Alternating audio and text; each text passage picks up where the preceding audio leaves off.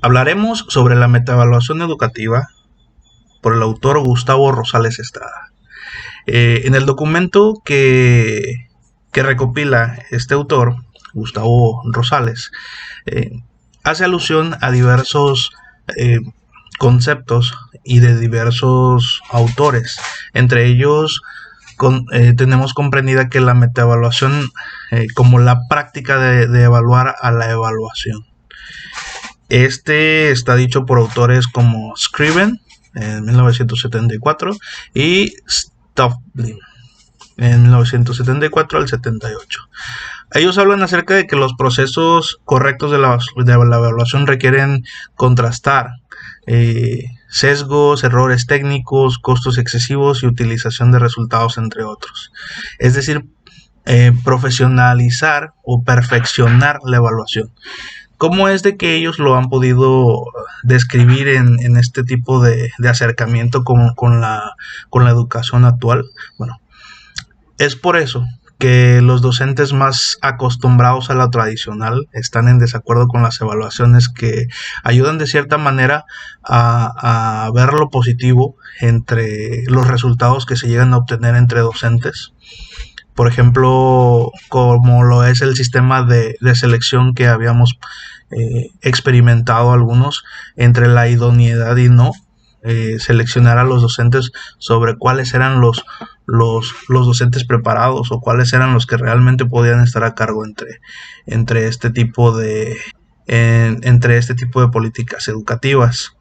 ¿Cómo es que existe una resistencia a ser evaluado? Según Scriven en 1984, es de que dice que es una condición inherente al ser humano, la cual también afecta a los evaluadores.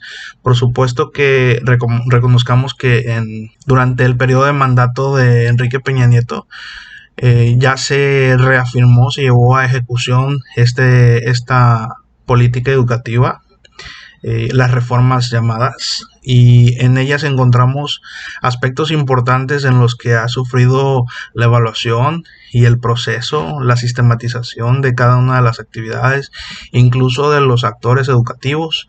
Cómo es que la metaevaluación ha logrado surtir efecto en la evaluación, cómo lo han puesto en práctica no solamente en la educación, sino que en todas las empresas, para poder obtener resultados pues de calidad.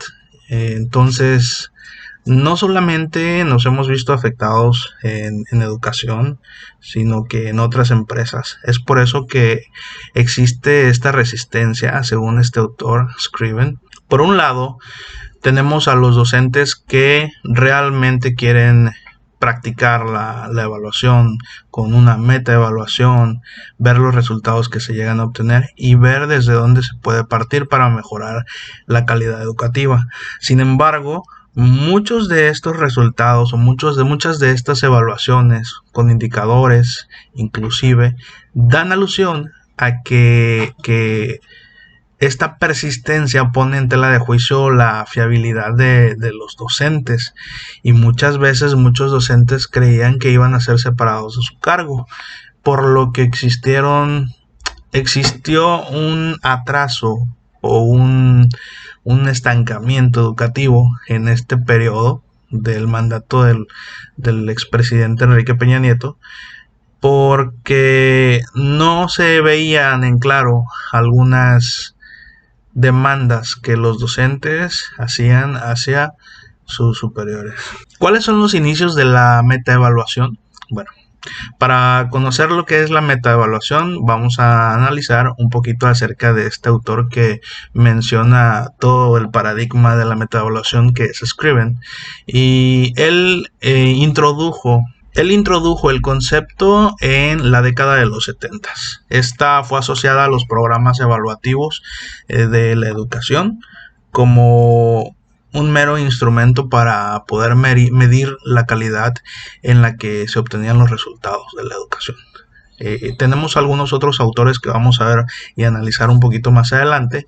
Se hacen mención en este análisis de Gustavo Rosales Estrada como únicamente concepciones que se llegan a tener.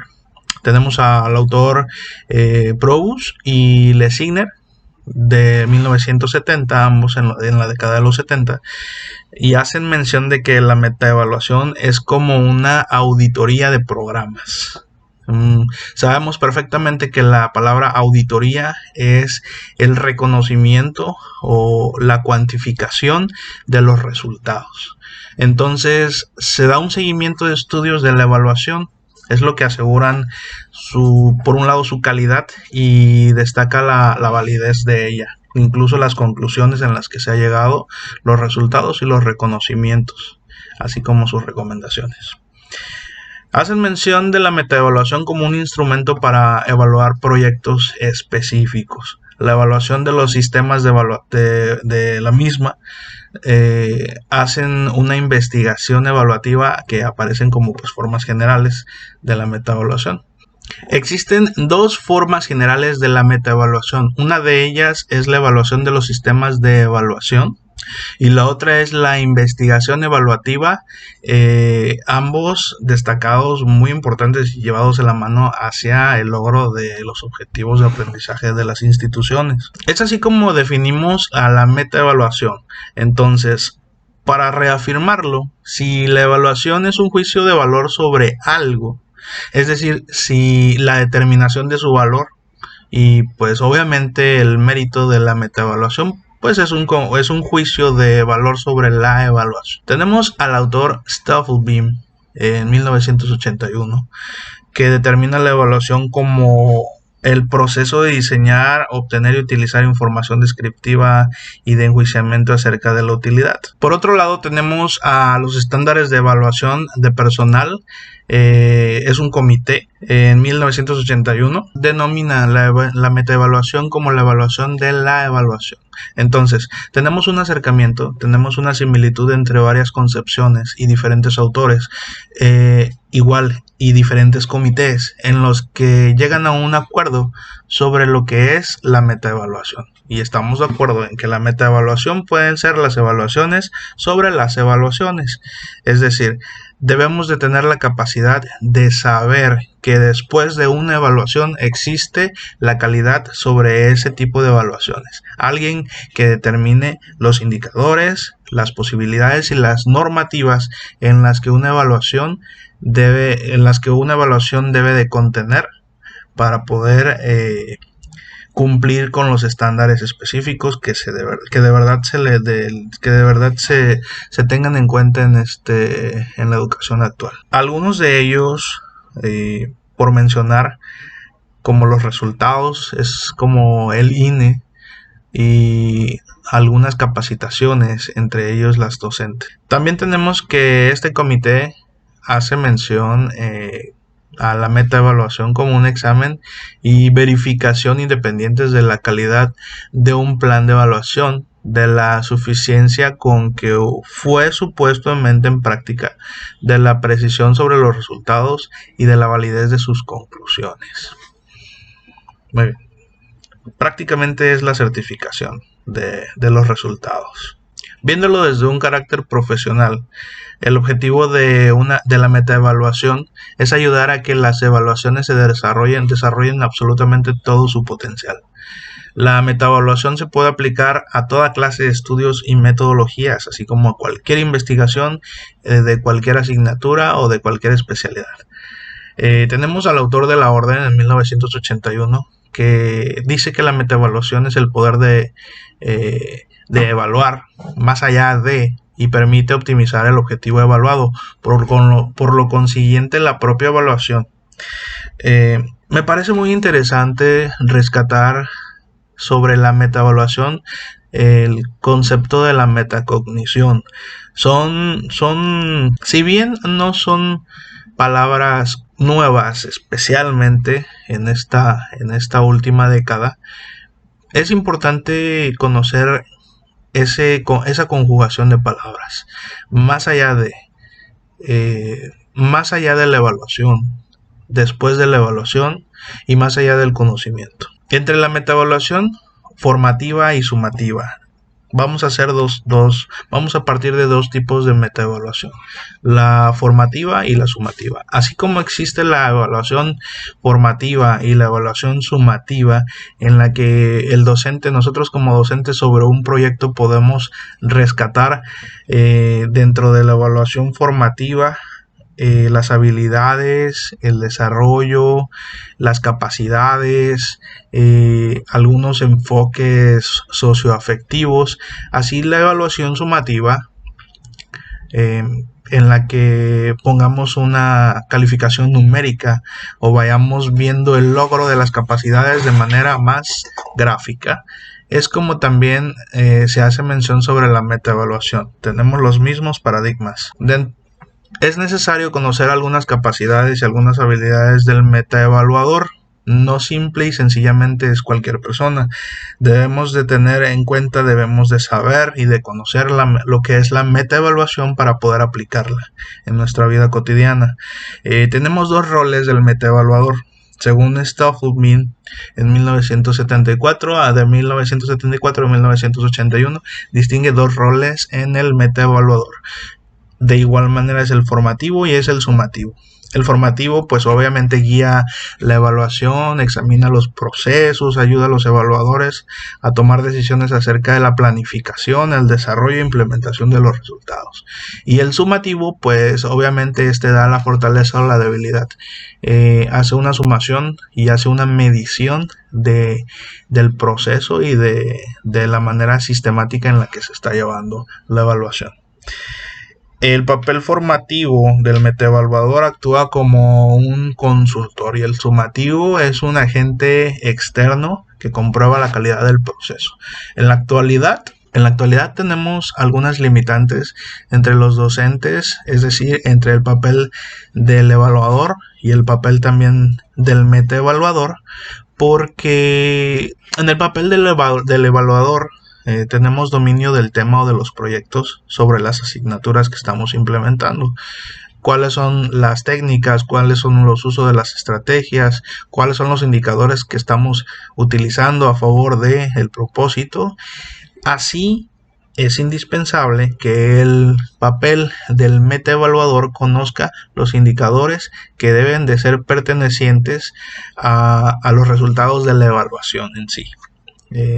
Entonces, una persona preparada, una persona que actúa como un consultor sobre la evaluación, es la que puede determinar este tipo de metaevaluadores como los formativos y los sumativos. Dentro del papel de la metaevaluación tenemos criterios de calidad. Son tres, están divididos en tres, que es el rigor, el valor y la eficiencia. Dentro del rigor, hacemos mención de los métodos precisos, correctamente aplicados. Dentro del valor es el mérito, la utilidad e importancia de los resultados de la evaluación. Y dentro de la eficiencia es la efectividad del diseño y proceso de la evaluación.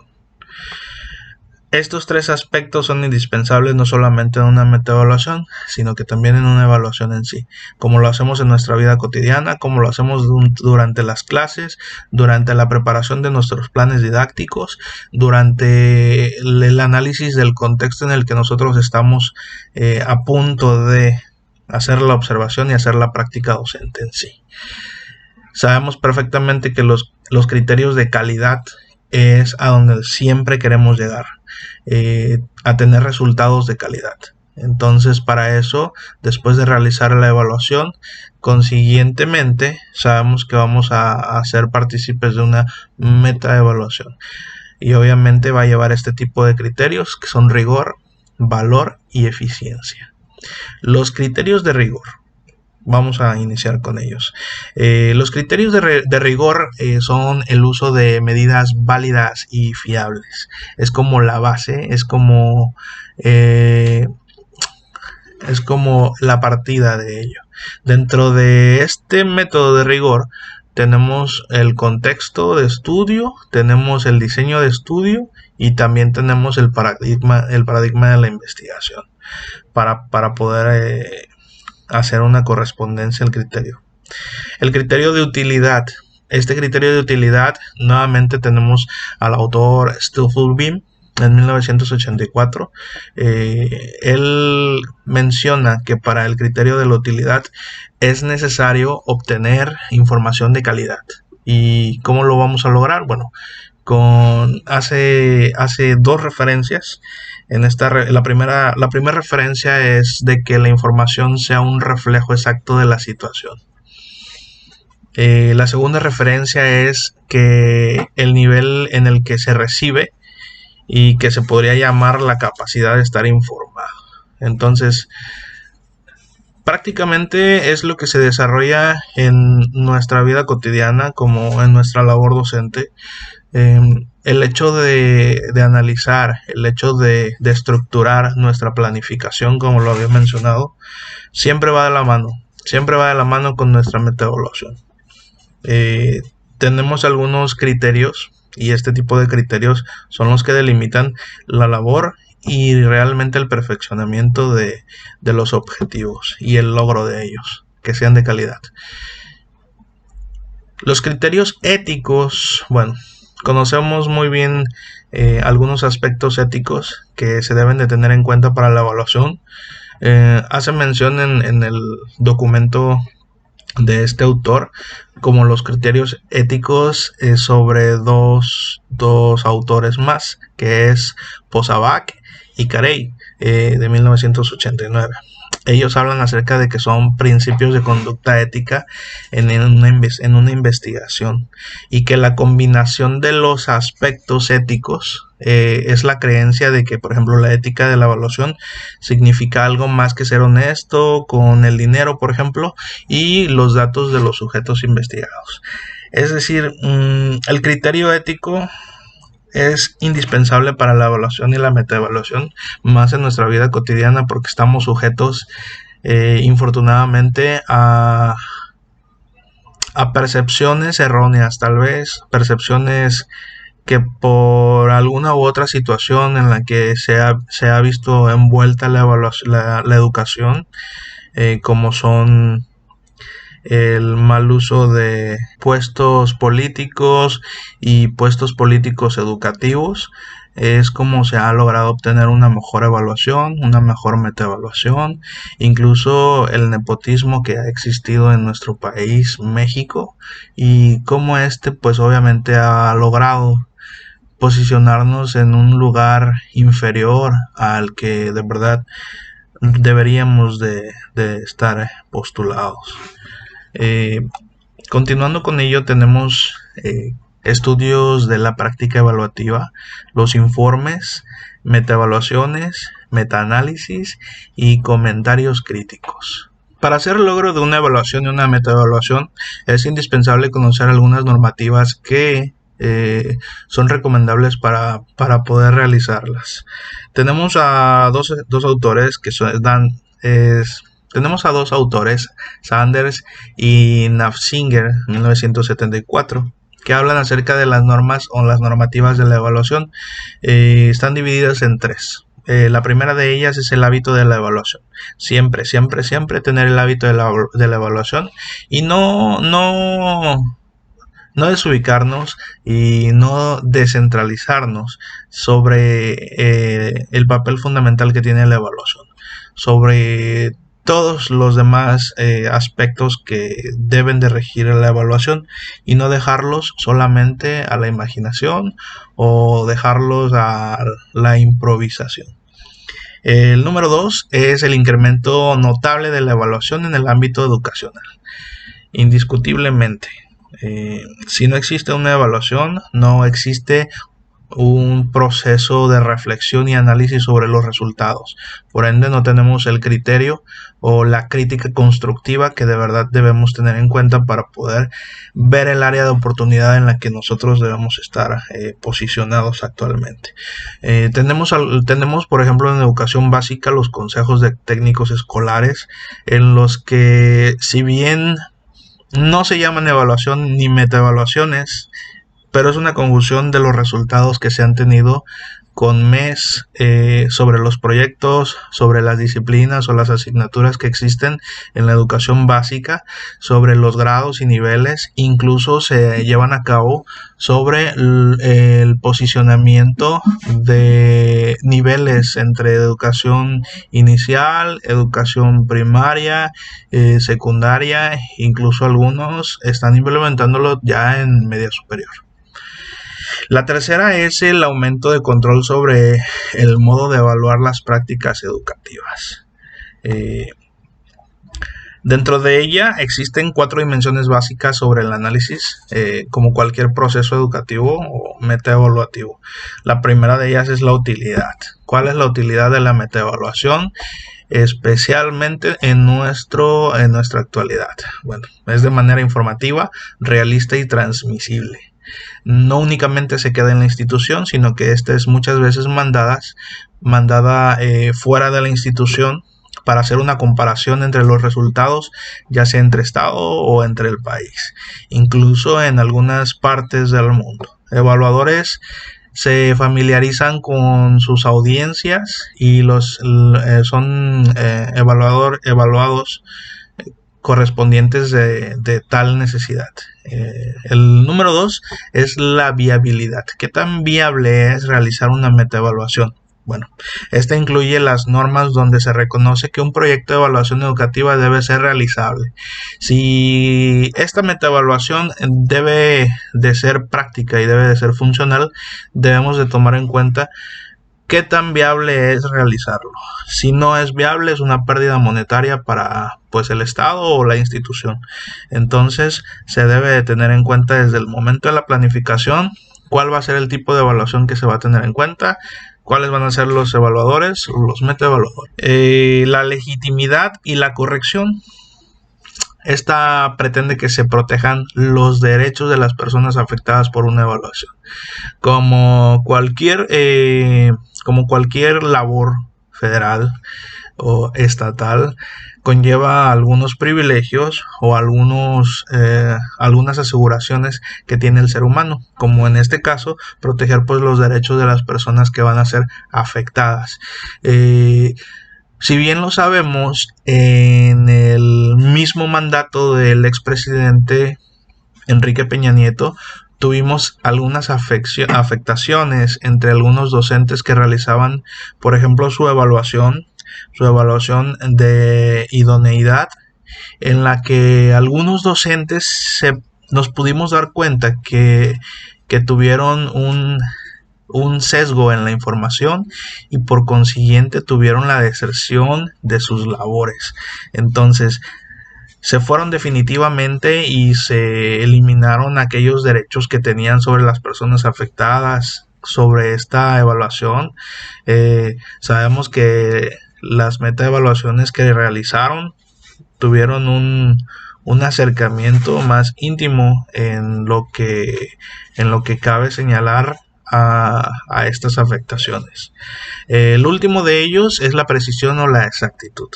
Ella trata de asegurar que una evaluación revele y proporcione información adecuada acerca de las características del objeto de estudio, así como determinar su mérito o su valor. Es el último de los pasos y es el que nos da la certificación acerca de la evaluación. En sí, los resultados que no sean movibles y que sean exactos, que sean coherentes y que tengan una calidad de un criterio ético en el que podamos nosotros confiar. Así como docentes preparados, se están implementando en la actualidad muchos cursos sobre esta pandemia, muchos cursos de actualización, el manejo de las tecnologías, el manejo de los resultados, de las evaluaciones, incluso de la planificación impartido, por ejemplo, en Guerrero, por la Universidad Autónoma de Guerrero, en la que muchos docentes nos hemos certificado, y visto desde otro punto de análisis, cómo es que la evaluación afecta a nuestro proceso educativo. En la actualidad tenemos en cuenta estos aspectos. Sin embargo, muchos docentes que todavía están cayendo en lo monótono, en lo tradicional, no quieren hacer un avance sobre los resultados, un avance sobre la planeación o la preparación de sus clases, incluso sobre la normativa que pueden llegar a pasar. Eh, espero que este documento se asemeje muy bien con nuestra realidad, no solamente en la educación, sino que en cualquier institución, en cualquier empresa, siempre existe una evaluación a manera de conclusión, siempre existe una evaluación y después de esta evaluación existe una meta evaluación que, que viene a romper algunos paradigmas, algunos aspectos en los que nosotros teníamos muchas creencias, en las que creíamos que solamente en la evaluación se quedaba todo el conocimiento, todo este proceso de enseñanza-aprendizaje y no veíamos más allá sobre las áreas de oportunidad en las que nosotros podemos mejorar. Solamente en educación básica, superior, no solamente en educación básica, sino que en todos los niveles, al igual que en cualquier institución, en cualquier empresa. De manera sistemática es como puede funcionar. Muchas gracias.